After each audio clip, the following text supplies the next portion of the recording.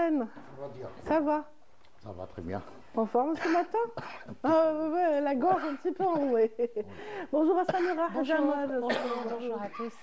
Dans un instant, Samira, Oui, on inverse les rôles. Normalement, les dames d'abord, mais aujourd'hui, on va déroger à cette tradition. Alors, tout de suite, Hassan, on va parler d'un moment très important qui a été un tournant décisif pour justement le destin de l'Algérie et son indépendance. C'était le 11 décembre 1960. Donc nous allons plus précisément évoquer les conséquences du 11 décembre, notamment sur le plan international. Petit rappel, les manifestations, les glorieuses manifestations du 11 décembre 1960 interviennent dans un contexte un petit peu particulier, celui où se tenait la 15e session de l'Assemblée générale de l'ONU, qui a été marqué par l'inscription justement de la question algérienne à l'ordre du jour des travaux de cette session.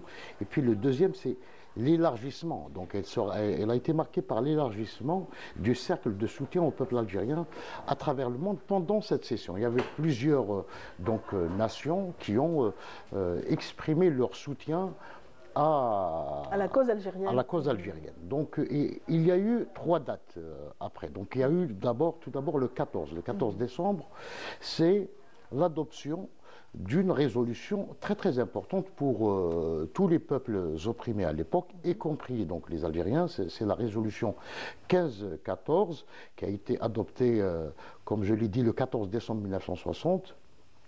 Donc c'est la déclaration sur l'octroi de l'indépendance aux pays et aux peuples coloniaux.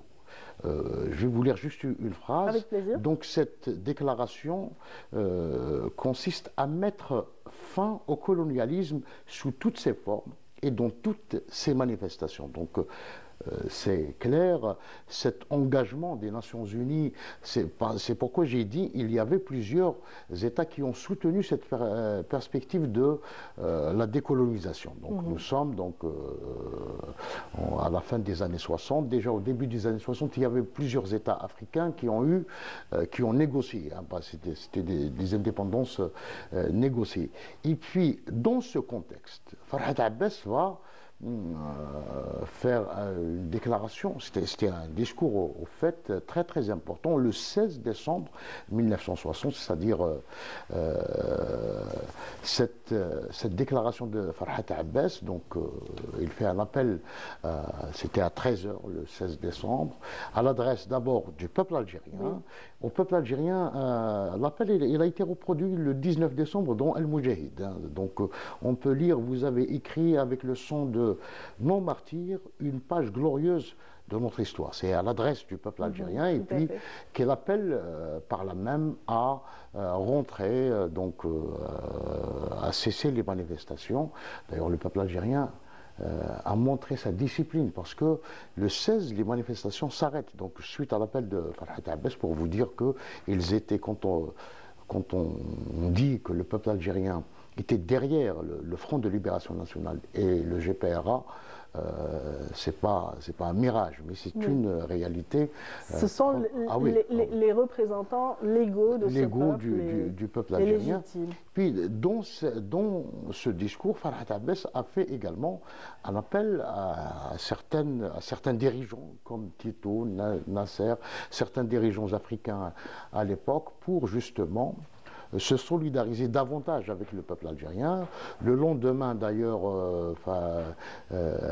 Jamal Abdel Nasser avait dénoncé la répression, parce que le 11 décembre a été marqué par Tito également a parlé d'un crime abject, parce que c'était pacifiste. C'était exactement. Donc, et d'autres dirigeants du monde entier qui se sont également élevés contre les pratiques du système colonial français. Donc le 19, il va y avoir maintenant la résolution qui concerne l'Algérie. C'est cette résolution importante, c'est la résolution 1573. 1573, elle reconnaît, je vais vous lire les 3 points qui ont été adoptés dans le cadre de cette résolution. Alors, la résolution 1573 reconnaît le droit du peuple algérien à la libre détermination et à l'indépendance. Elle reconnut, deuxièmement, la nécessité impérieuse de garanties adéquates et efficaces pour assurer que le droit de libre détermination sera mis en œuvre avec succès et avec justice sur la base du respect de l'unité et de l'intégrité territoriale de l'Algérie. Et troisièmement, cette résolution, c'est-à-dire la résolution 1573, reconnut en outre que l'Organisation des Nations Unies a la responsabilité de contribuer à ce que ce droit soit mis en œuvre avec succès et avec justice. Pour vous dire l'engagement à l'époque de l'ONU, et cette résolution est la conséquence directe des manifestations du 11 décembre 1960. Si on en parle aujourd'hui, c'est parce que cette résolution est toujours d'actualité, elle est toujours utilisée par cette instance internationale. Ah oui, donc la question palestinienne entre dans le cadre de la résolution 1514. La question du Sahara occidental également, c'est des questions de décolonisation. Il faut toujours le souligner. La question palestinienne, parce que aujourd'hui, nous savons, certains commentateurs oublient cet aspect, alors que la question palestinienne, c'est une question de décolonisation, et la question du Sahara occidental également reste une question de décolonisation d'abord. Voilà, en tout cas, vous nous avez permis d'avoir, comment dire, tout un contenu autour d'un chiffre qui revient souvent et qu'on ne connaissait pas vraiment, finalement, hein, Samira. Oui, les manifestations, c'était à Deir el-Mahsoul, c'est ça, elles ont commencé là-bas. Ils ont commencé à Inti-Mouchent, Oran, après Alger. Voilà. Et Alger, Alger, c'était la capitale. Parce que, alors, pourquoi ils ont eu cet impact international? On peut le souligner parce qu'à l'époque, comme il y avait la visite de De Gaulle qui voulait imposer sa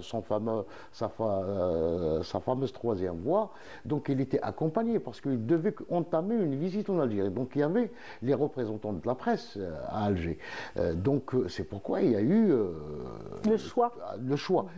Tous les grands titres, que ce soit italiens, américains, etc., il y avait donc ils ont couvert les manifestations et ils ont montré exactement le désir du peuple algérien de s'émanciper définitivement du système colonial. C'est ça, donc c'est aussi ce qui a marqué un petit peu.